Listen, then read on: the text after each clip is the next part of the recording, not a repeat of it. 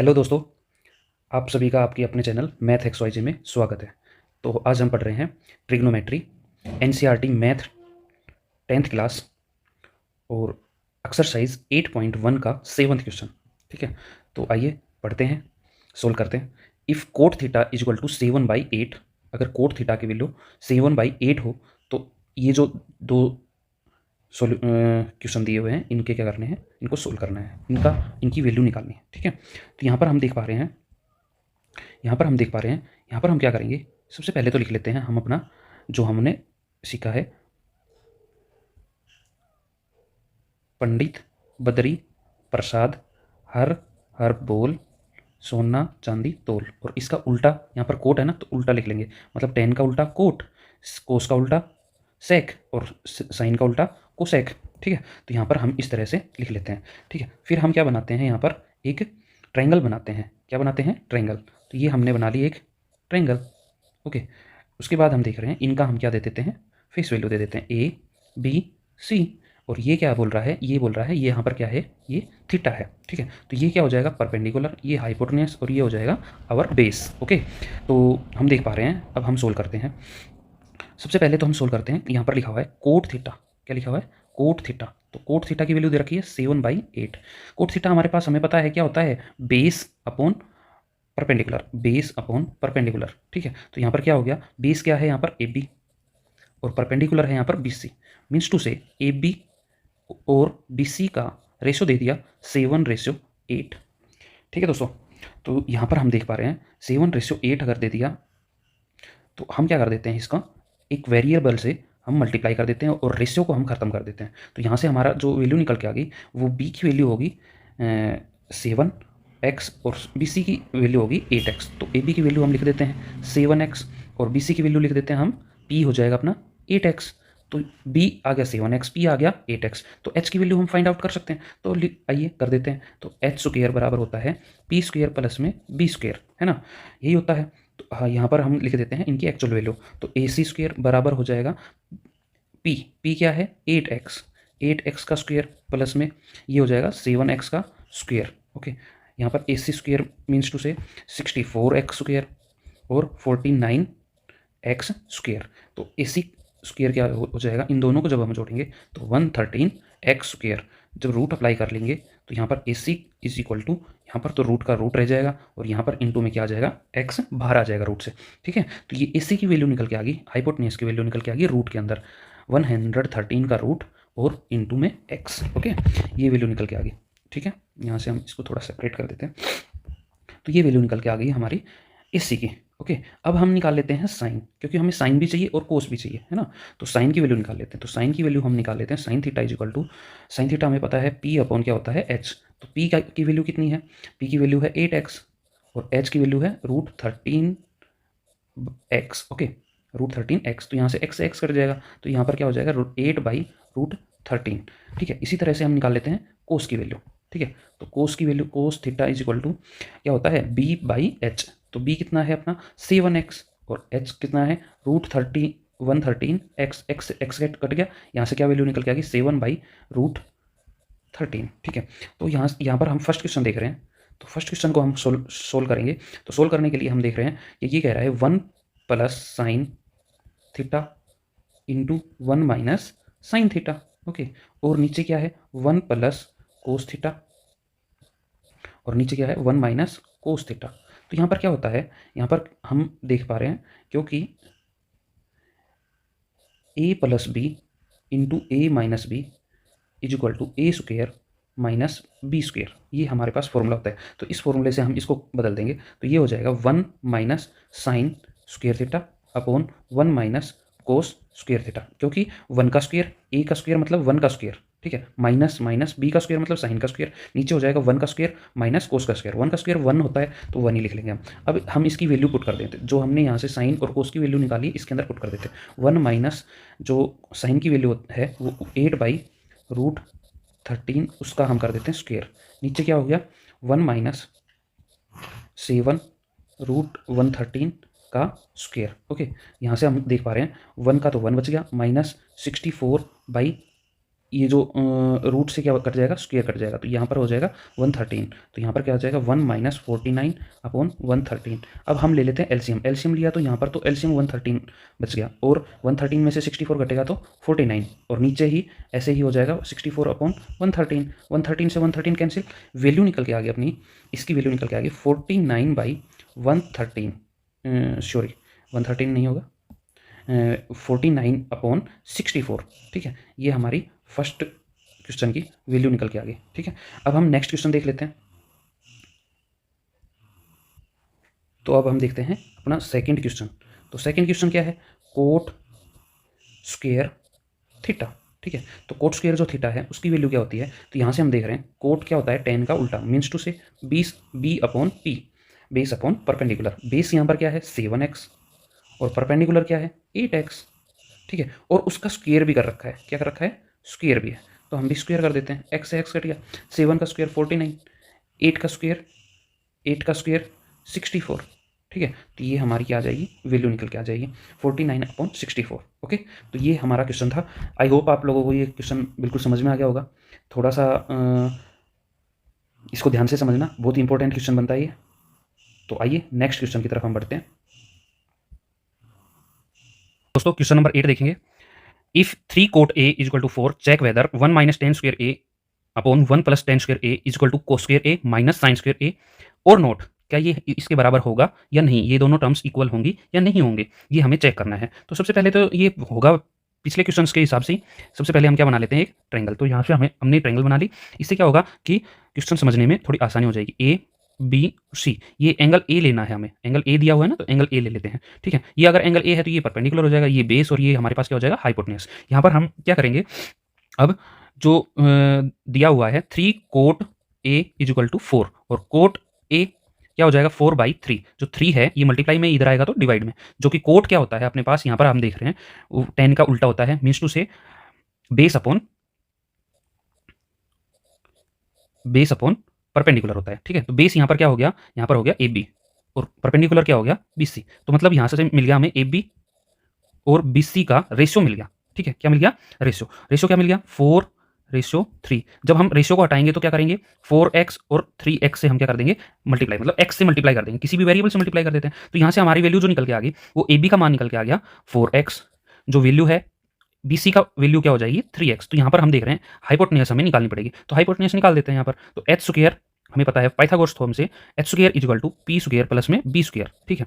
ये हमें पता है। तो h स्क्वायर मतलब AC का स्क्वायर बराबर है पी मतलब पी मतलब BC मतलब 3x का स्क्वायर प्लस में 4x का स्क्वायर, बेस होगा 4x। तो यहाँ से AC का स्क्वायर मीन्स टू से 9x स्क्वायर प्लस में 16x स्क्वायर, ये हो जाएगा 25x स्क्वायर।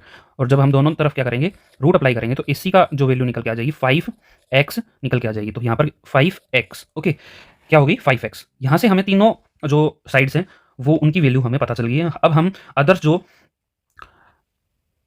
ट्रिग्नोमेट्रिक रेशियोज हैं वो निकालेंगे, जो यूजेबल है वो निकाल लेते हैं। जैसे कि हमें यहाँ पर दिख रहा है tan है, tan की वैल्यू निकाल लेते हैं, कोस है, कोस और साइन की निकाल लेते हैं। तो tan की वैल्यू निकालते हैं, तो tan a की वैल्यू निकाले, तो tan a की वैल्यू जो होगी वो क्या हो जाएगी, वो हो जाएगी, या इनफैक्ट हम tan स्क्वायर a की वैल्यू निकाल लेते हैं, ठीक है। तो इसकी वैल्यू क्या हो जाएगी भाई, ये tan क्या होता है P/B, ठीक है, परपेंडिकुलर अपॉन बेस, ठीक है, और उसका भी क्या है स्क्वायर। तो परपेंडिकुलर यहाँ पर क्या है 3x बाई बेस कितना है 4x। सबसे पहले तो x से x कट गया और इसका भी स्क्वायर है, ठीक है ना। तो ये कितना हो जाएगा 9/16, ओके। ये तो 10 हो गया। अब निकाल लेते हैं कोस स्क्वायर a की वैल्यू। तो कोस की वैल्यू क्या होती है, कोस होता है अपना बेस अपॉन, यहाँ पर देख रहे हैं बेस अपॉन हाइपोटेन्यूज, और उसका क्या कर देंगे स्क्वायर, ओके। उसके बाद हम देख रहे हैं बेस कितना है 4x upon hypotenuse 5x, x से x कट गया और उसका भी क्या है स्क्वायर, जो कि क्या हो जाएगा 16/25, ओके। अब यहाँ पर हम देख रहे हैं साइन स्क्वायर a।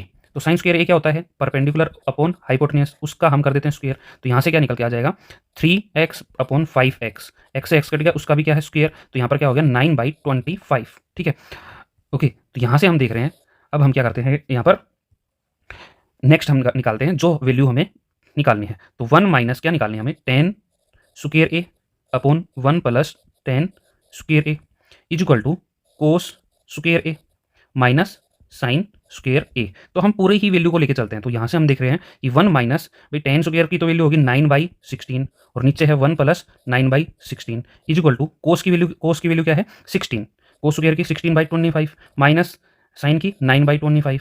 उसके बाद हम देख रहे हैं यहाँ से क्या आ जाएगा 16 1 जा 16 में से 9 गया तो यहाँ बच जाएगा अपना 7। ओके 7/16 और नीचे क्या होगा 16 1 जा 16 एंड 9 25, 25/16। ओके और यहाँ पर क्या हो जाएगा एलसीएम आ गया 25 और यहाँ पर 16 में से 9 गया तो 7। तो और बचेगा क्या यहाँ पर 16 में से 16 को 16 से काट देंगे 7/25 इज इक्वल टू 7/25। ओके तो ये दोनों क्या आ गया हेंस यहाँ से हम लिख देंगे LHS is equal to RHS। ये हो जाएगा, ये अपना क्या हो गया क्वेश्चन। तो ये अपना क्या क्वेश्चन कंप्लीट हो गया। इसका मतलब क्या है ये दोनों क्या है आपस में बराबर हैं। ठीक है ओके। तो आई होप आप लोगों को ये क्वेश्चन समझ में आ गया होगा। बहुत ही आसान है, थोड़ा सा दिमाग लगा करेंगे तो समझ में आ जाएगा। नेक्स्ट हम क्वेश्चन देखते हैं। तो दोस्तों 9th क्वेश्चन है इन ट्राइंगल ABC एक ट्राइंगल है right angle at B if tan A is equal to 1/√3 find the value of first question and second question. इनकी वैल्यू फाइंड आउट करनी है। तो हम सॉल्यूशन देखते हैं। सबसे पहले तो हम एक जो इसमें गिवन है ट्राइंगल उसको हम बना लेते हैं। तो यहाँ पर हम देख रहे हैं कि ये क्या होगी एक ट्राइंगल होगी। ठीक है ये हमारी ट्राइंगल होगी और जो अपना राइट एंगल है राइट एंगल हो गया B। ठीक है और A क्या है अपना एंगल जो हमें लेके चलना है। ठीक है और ये हो गया ABC। तो अगर ये एंगल लेना है तो ये हमारा क्या हो जाएगा परपेंडिकुलर, ये हो जाएगा base and this is hypotenuse. Okay तो अब हमारे पास जो दिया गया है उसको हम ले लेते हैं। तो यहाँ पर हम देख रहे हैं हमारे पास दिया क्या गया है tan A की वैल्यू दी हुई है जो कि है 1/√3 है ना। तो 1/√3 tan A क्या होता है परपेंडिकुलर अपॉन बेस होता है।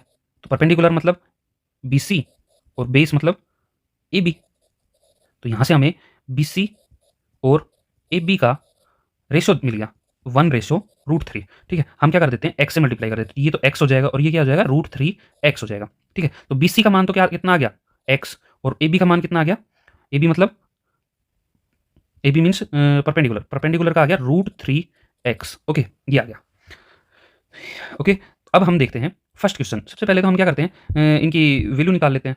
ठीक है ना ओके यहाँ से क्या निकाल लेते हैं वैल्यू निकाल लेते हैं। तो यहाँ पर हम देखेंगे जब हम साइन A की वैल्यू निकाल रहे हैं जब हम साइन A की वैल्यू निकाल रहे हैं तो हमारा जो हो गया वो क्या हो जाएगा साइन क्या होता है P upon hypotenuse perpendicular upon hypotenuse. तो यहाँ पर जब A के यहाँ पर देखिए एक कोस C भी दिया हुआ है ना। तो कोस C और साइन C जब हम निकालेंगे तो इसको चेंज करना पड़ेगा एंगल को। ओके तो अब की बार हम पहले A के निकाल लेते हैं। तो A निकाल लेते हैं साइन A की जो वैल्यू है वो हो जाएगी P अपॉन H। तो सबसे पहले तो हमें क्या चाहिए H चाहिए। H तो फाइंड आउट ही नहीं किया तो चलो हम पहले H को हम क्या कर लेते हैं फाइंड आउट कर लेते हैं। तो H यहाँ से क्या हो जाएगा हाइपोटेन्यूज का square is equal to perpendicular उसका स्क्वायर प्लस में बेस का स्क्वायर। तो एच स्क्वायर बराबर है या हम कह देंगे AC का स्क्वायर बराबर है हो जाएगा P मीन्स टू से √3x का होल स्क्वायर प्लस में x स्क्वायर। ओके AC का स्क्वायर बराबर है 3x स्क्वायर प्लस में x स्क्वायर जो कि हो गया 4x स्क्वायर। जब दोनों तरफ रूट अप्लाई करेंगे तो यहाँ पर क्या आ जाएगा AC इज इक्वल टू 2 और x। यहाँ पर हम लिख देंगे 2 और x। ओके ठीक है तो यहाँ से हमें क्या मिल गया AC का मान जो AC की वैल्यू है वो हमें मिल गई। अब हम निकाल लेते हैं ट्रिग्नोमेट्रिक रेशियोज। तो साइन A क्या होती है perpendicular upon hypotenuse means to say perpendicular है √3x by hypotenuse 2x, x से x कट गया √3/2।